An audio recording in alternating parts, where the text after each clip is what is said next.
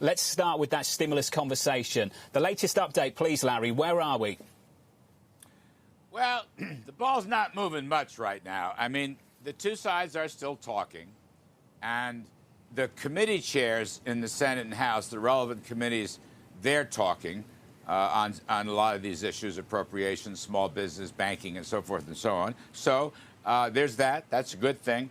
On the other hand, there's still policy issues that divide the two teams. President mentioned some of them last night. He doesn't want to bail out poorly run states and local governments and their pension funds and so forth. So that's an issue. There are other policy issues that remain unresolved. So it's very difficult. The clock is ticking, as you know. Be very difficult. Even if you had a deal in the next few days, you got to go through the committee print, and then you got to have votes in the House and the Senate. So it's not going to be easy. I don't want to predict anything. I'm just saying there's more agreement than there was a while back. There are still policy disagreements, some numerical disagreements. So we'll see. It's still up for grabs. Well, let's start with numerical, then we'll get to substance. Larry, what numerical disagreement is there right now? Well, I think that in specific areas, I mean, I'm not going to get involved in the negotiating, Jonathan, this morning, but in specific areas, there are numerical issues. Now, President Trump, for example, has said for, let's say, the checks, the mailed out checks for economic assistance, he's willing to bid higher on that. He has no problem. He's willing to go with PPP for the small businesses. No problem. He's willing to help the airlines. No problem on that score.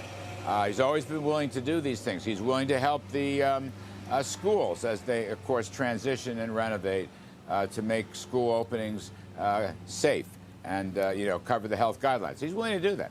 He's not willing, though, to pour lots of money into various health care schemes that might benefit folks who are not U.S. citizens. He has a big problem with that. I just mentioned some of the state and local issues and the pension issues, and there are other issues at stake. One thing that's interesting that's come up in the Mnuchin, Secretary Mnuchin proposal, I'll call it the Republican proposal, we are very much we're keen on onshoring for all kinds of supply chains, including pharmaceuticals. Yeah. And related equipment. That's very darn important. And we would like to reward companies that either come to the U.S. for the first time or move back from China or wherever. So we propose investment tax credits. Apparently, the other side doesn't like that. We've also proposed deductions for restaurant meals and other forms of hospitality and entertainment. Apparently, the numbers there are sticking points. So I can't go through the entire list. I'm just going to say there are still issues. I think many people feel like we're just going around in circles at the moment, Larry, as we drift towards the election. One question that's been asked by many, in fact, is whether both sides are negotiating in good faith. Now, of course, you're not going to say that about yourself, but I do wonder, do you think the other side is negotiating in good faith? Do you think Speaker Pelosi is negotiating in good faith, or is this just political posturing with 11 days to go? Well, look, I'm not a political analyst. I don't do personal stuff. I can't get into everybody's head. I'm just going to assume that we've been at this since July or mid-July, that there is good faith. At this point, I'm not even sure what that means. Look, there's very hard-headed, experienced, professional people engaged in these discussions. There are veterans, all right? Speaker Pelosi is a veteran. Mr. Mnuchin is a terrific money man. He knows the budget story up and down, including taxes. Senator McConnell is a very crafty, wily veteran in these games. So they are engaged. They are talking, Jonathan. And I will ascribe, how about this? I will ascribe good faith to all sides. I'm not going to peck away on that. Let's just see, though. Well, the president's done that for you. Sure. Well, look, the President of the United States said yesterday evening Nancy Pelosi doesn't want to approve anything because she thinks it will help her politically not to. Well, I'll leave that to the President. If that's his view, that's his view. And I'm a policy guy, Jonathan. I don't have a view on that sort of thing. I appreciate that. All I want to say is this. We are in a very, very strong recovery. The V-shaped recovery is coming on, very strong. We had phenomenal numbers yesterday on falling unemployment claims and rising existing home sales. But there are areas of this economy that could benefit from assistance. I acknowledge that. I don't think the recovery depends on assistance, but the PPP lending for small businesses would be very helpful. President Trump took the lead a while back on providing federal unemployment assistance by an executive order with a plus up from the states. It would be very helpful if Congress appropriated that in some formal way. There's unspent funds all over the place from last spring's bill. Why not repurpose that and legislate it, put it in, codify it? It's not forever. It might be 3 months or 6 months. That could help Americans. We need the airlines. That could help the economy, put people back to work, get kids back to school. So I just, sometimes think instead of these 2,000-page bills with gargantuan numbers, why not just have, separate votes on specific items? That's the way appropriations used to be many decades ago. I have to say, you sound a lot more like a Senate Republican than you do a member of this administration, because that sounds like the position of Leader McConnell. When you say the V-shaped economy is coming on very strong, if I'm a Senate Republican right now, I'm wondering, OK, if Larry's right, why do we need a $2 trillion package if the V-shaped recovery is coming along very strong? Why do we? Well, let me say, I have many, many friends among Senate Republicans, and I speak at their breakfasts and lunches all the time.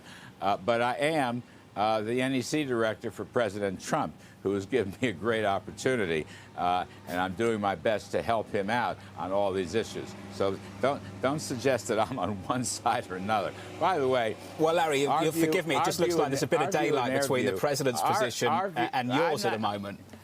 There is no daylight between the president's position and mine. I support him entirely. I'm giving you his thoughts on why these numbers don't add up and why these policies don't yet work. That's the best I can do. I'm not going to predict an outcome, Jonathan. Yes, maybe, no, maybe. I mean, I'm not here to do that. I just give you a lay of the land. And I appreciate you doing that. Did Leader McConnell tell the White House not to accept a deal? I am not aware of that. I am not aware of that. Because reportedly he told colleagues that he had told the White House exactly that, not to accept a deal. The president seems to think, according to Chief of Staff Mark Meadows, that he can lean on Senate Republicans. And from where I'm sitting and where others are as well, there doesn't seem to be any evidence of that, Larry. Why the confidence that you can lean on Senate Republicans to pass a bill that big? What I've heard from the president, we had a long meeting Wednesday. What I've heard from Chief Meadows and what I've heard from Secretary Mnuchin is that Leader McConnell and the GOP conference in the Senate would be willing to support a bill as long as it is a genuinely bipartisan bill and that their asks are included. For example, we haven't talked about liability insurance. That is a controversial matter with the House team, but it's an important key ask for the Senate Republicans. If there's a genuinely bipartisan bill, Leader McConnell has said, and I've heard it from the president, Mark Meadows, Mnuchin, they go along with it. So I'll just leave it there. I can't speak for one side. I can't speak for Mr. McConnell, but I'm just saying that's what I've heard. On liability protection, have you made any progress whatsoever in the last month with House Democrats? Jonathan, I'm not going to get involved in that sort of thing. You know I can't do that. I'm not going to negotiate. Why not, Larry? I mean, you've given me enough information so far on how the talks are going. I'm just trying to work out whether you've made any progress on that particular topic, and it seems to be a huge sticking point for negotiations. Because you're such a great journalist, Jonathan, I'd love to give you as much information as possible, but I cannot include you in the negotiations.